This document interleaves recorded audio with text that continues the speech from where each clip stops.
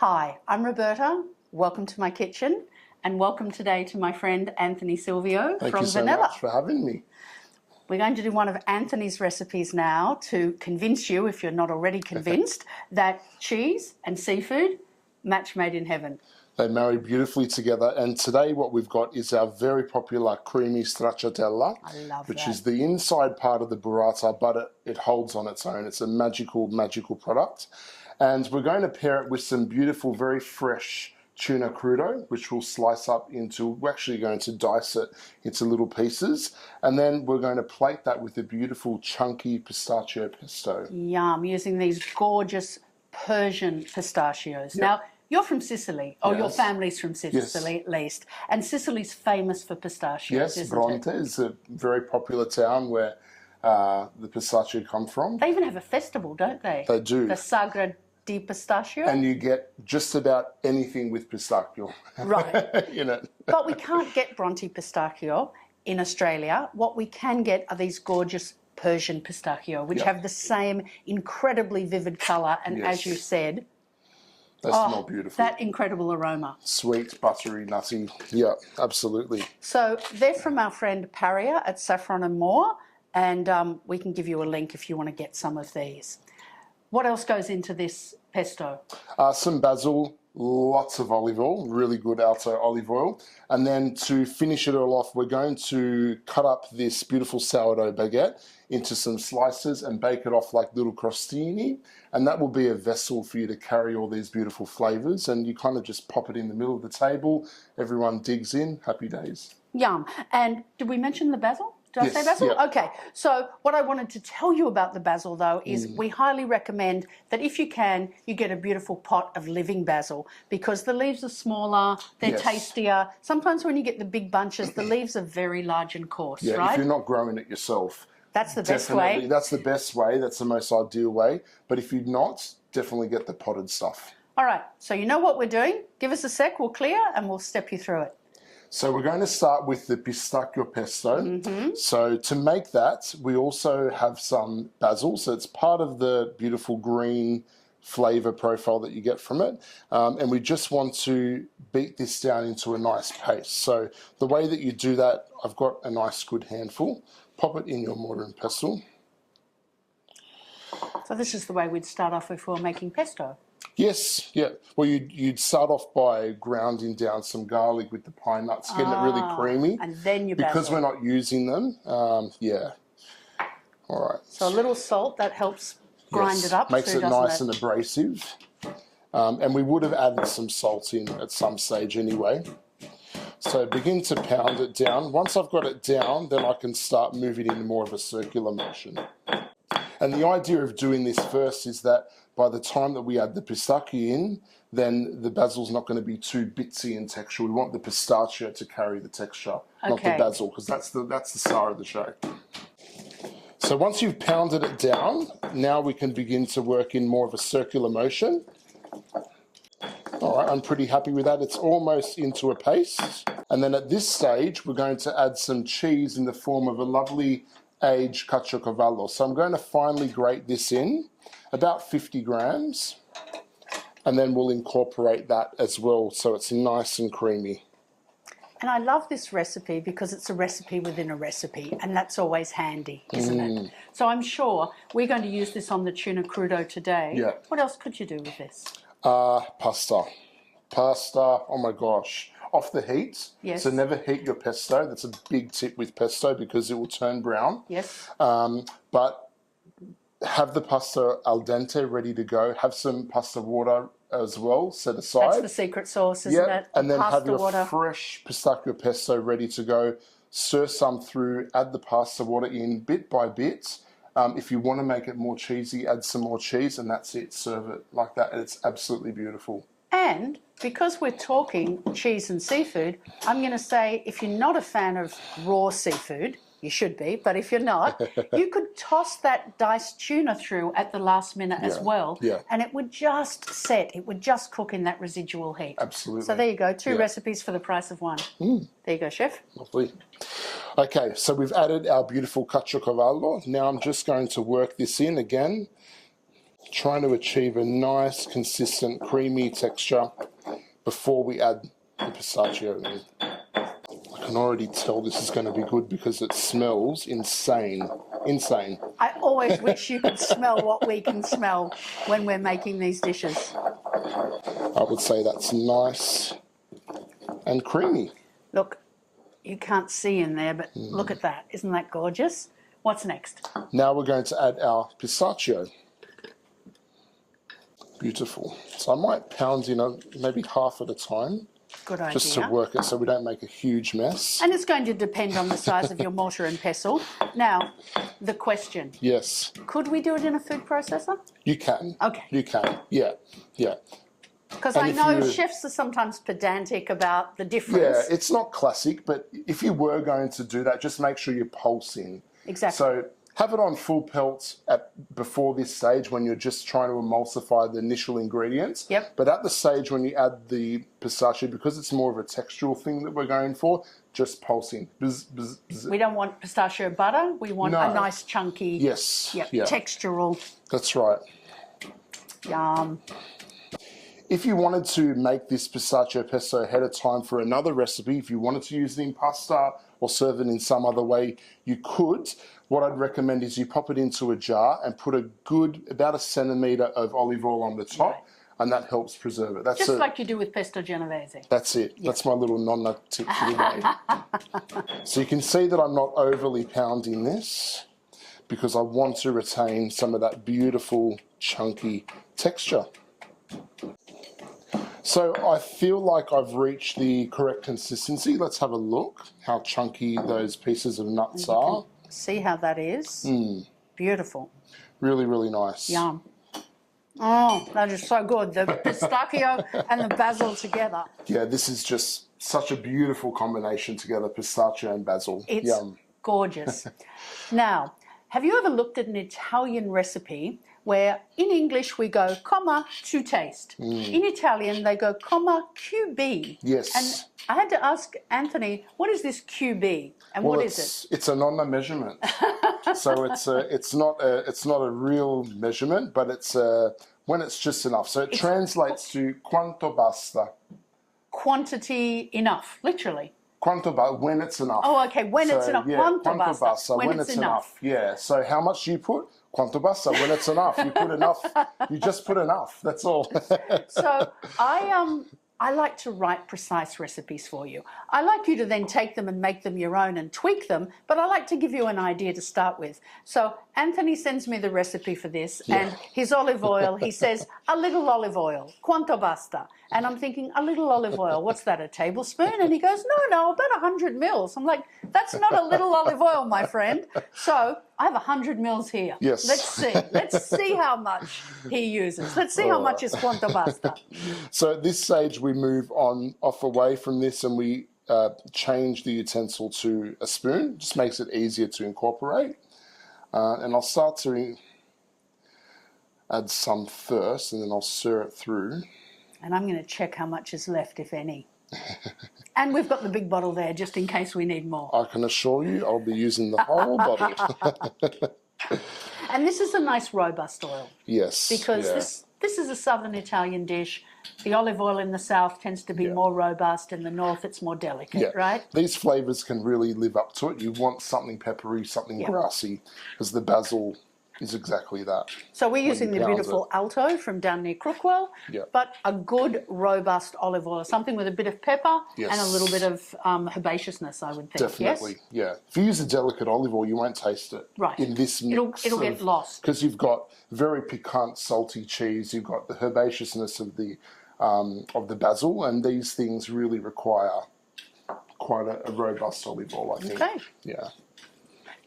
So, we'll continue adding our beautiful robust olive oil, and look at the shine that you get on that.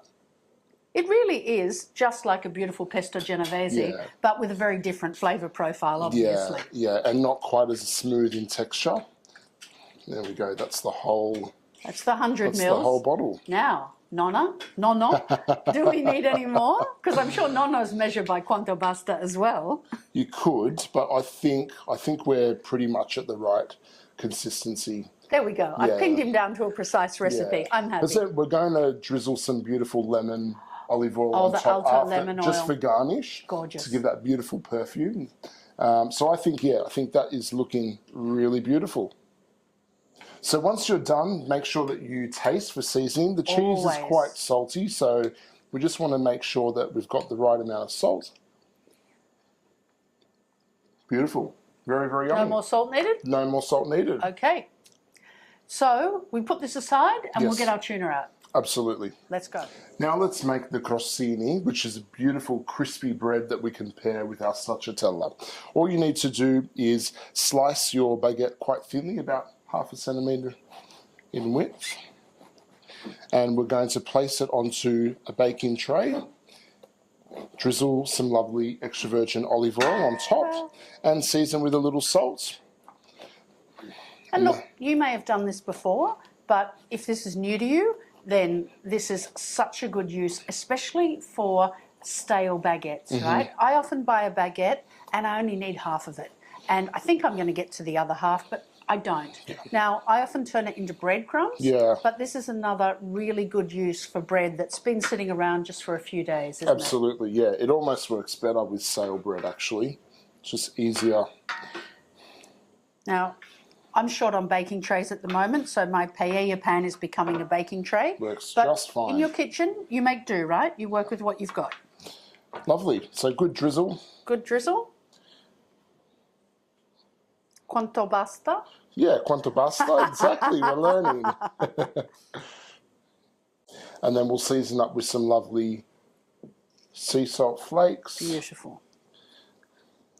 And then in the oven it goes until nice and dry and crisp. Almost like quanto basta, until it's ready, right? it's Cook ready. until cooked. That's it. Okay, into the oven. We'll be back in a moment. Now we're going to prepare our tuna crudo. So we've got a beautiful piece of sashimi grade. Very tuna. important. If you're serving fish rare, seafood rare, it must always be sashimi grade. That means it's been caught and handled in a way that makes it premium quality and ideal for eating raw. Ideal for eating raw, that's the most important part. And it will have a little bit of moisture on it, so make sure you gently pat it dry with a paper towel. And then all we need to do is simply cut this up into small dice, and then we can have that aside ready to assemble our plates. And I mean, you could slice it, you could dice it, you could do whatever you wanted, but for your recipe, you like it diced. I like it diced, yeah. And when you go to your fishmonger and you ask for sashimi grade tuna, make sure he knows that you want it in a block like this. Technically, they call it saku cut. Saku is the Japanese word for block, I believe. Yeah. So I always have to tell my fishmonger, I want saku cut sashimi grade tuna. Otherwise, you might get it already sliced for sashimi, which I guess is not the end of the world. You could still dice it, but that's what this is. Correct, yeah. And the beauty of saku cut is, as you can see, there's no sinew, there's no fat, there's no skin. It's already been prepped. It's all beautifully ready to go. trimmed, ready to go. Yeah, so when you get slices of beautiful sashimi at your local Japanese, this is what they would cut from. So you've cut that into strips, Yep. and now you're cutting the strips into strips, right? Into further strips, just to get a nice cube. Again, it doesn't have to be perfect. That's what I always say. We're home cooks, right? Yeah. We're not going for a Michelin star. Absolutely. We're just making something delicious to share with our friends and family. Yeah. And if you've got any really foodie friends that think they know it all and they tell you you can't put cheese with seafood, now you can prove them wrong. Absolutely.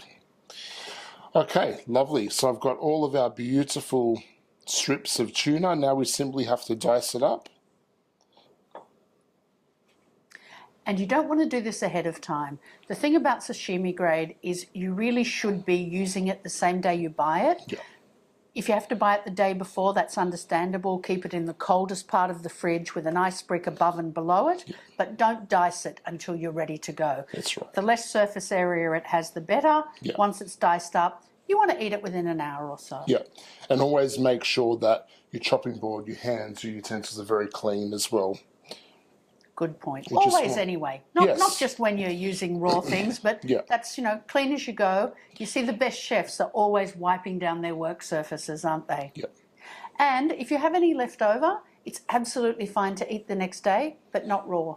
Leftover sashimi, goes into a pasta or a cooked dish the next day. That's right. Because it's fabulous quality. You don't want to waste any of it, but it really should be eaten within 24 hours if it's going to be raw. Yes. So now I'm just going to pop this onto our plate so that when it comes to assembling the dish, we have all of our different elements ready to go. So that's as important as cleaning as you go, isn't it? Absolutely. Get everything prepped up. Yeah. All right, let's grab our stracciatella. Let's do it. So now the crostini have come out of the oven. They're nice and crispy. They are. And they're going to become they're going to become the perfect vessel for all of these yummy elements that are going to be plated up now. So what we do is get yourself a lovely plate. I like to use one that's a little bit on the darker side so that the color of the stracciatella pops. And don't use anything that's exactly straight. It's got to have a little bit of a bevel or a little bit of a lip to cover the to catch, the creaminess of the Because it can get a bit messy, right? And that's what we like about it. Yeah. So, as I said, your tuna, you only want to dice that no more than an hour beforehand, but your stracciatella's sitting in the fridge. Your pesto could be made a few hours ahead of time. Well, as you said, you could even do it the day before, cover it with oil. Absolutely. You've got your beautiful lemon oil, and you could make your croutons the day before as well. Yeah. Then it's just an assembly job, right? Absolutely. Love those last things that you just toss together at the last minute. So we've got our beautiful stracciatella. So we've got strands of mozzarella that have been mixed with fresh cream. And I'm just going to put that all over on the plate. I'm going to use the whole tub. Do you know, I was picturing this, we were going to assemble it, pile it up on here. But this is much better, isn't it? Because we want these to stay crisp. Absolutely. So that's why you said that lip is so important. Very, very important. All right. So you're just draining off. If there's a little bit of excess cream there, we can just drain that off, right? That's right. And I can eat that later. All right, lovely. I'll take that for you. There you go. So that's looking beautiful. Thank you, Roberta. This one I can't resist. All right, so that's our beds. Now we're going to come on top with some beautiful diced tuna. And you want to be kind of random, a little bit sporadic with how you plate it. And could we do this with anything other than tuna? Could you do it with salmon? Sashimi grade salmon? Yeah, absolutely you could.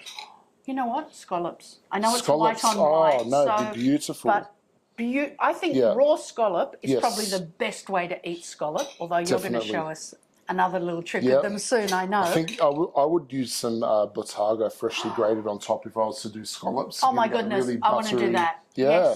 Yes. So stracciatella, raw sashimi grade scallop, thinly sliced, botarga over the top. Yeah, and some lemon olive oil again. Oh, yes. I think Giovanni Pilu, who makes our botarga, will approve of that one. I think he will.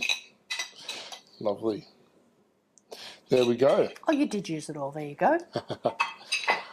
All right, and now we're going to come on top with this beautiful textural pistachio. I'll just do a little taste test Please. for seasoning. Yeah. Oh, that is so good. So we've got colour, we've got texture, we've got amazing aroma. We know it's going to taste good. It's a treat for almost all the senses, isn't it? It is, yeah. I can't wait to dig in. Even the sense of sound, listening to you pound the pesto. Yeah. There's something quite lovely about hearing a paste being pounded. Now, quanto basta? Quanto basta? It's my new favourite word. Lemon extra virgin olive oil. Lemon extra virgin olive oil. I'll just season the tuna up a little bit before doing that. Lovely. And then we've got the beautiful lemon olive oil.